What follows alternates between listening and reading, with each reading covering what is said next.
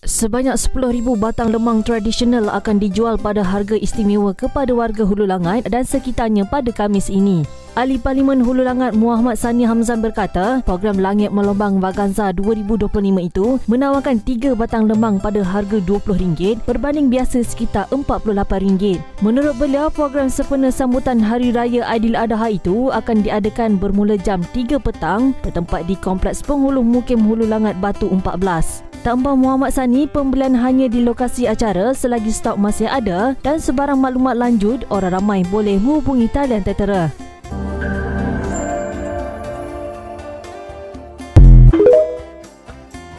Jangan lupa warga dan juga masyarakat dalam Parlimen Hulu Langat, program Langit Melombang Vaganza 2025 akan diadakan pada 5 Jun 2025 ini bertempat di Kompleks Hulu Pekan Batu 14 Hulu Langat. Jualan bermula daripada jam 3 petang, 3 batang dengan harga RM20.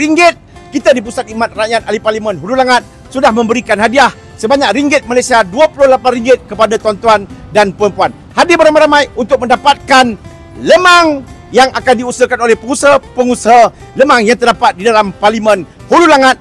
3 batang dengan harga RM20. Hadiah daripada Pusat Khidmat Rakyat Ahli Parlimen Hulu Langat sebanyak RM28. Bermula jam 3 petang bertempat di Penghulu Pekan Batu 14 Hulu Langat. Jam 3 petang bermula jualan hari Khamis 5 hari bulan Jun 2025. Langit Melombang Vaganza 2025, Pejabat Ahli Parlimen Hulu Langat. Terima kasih.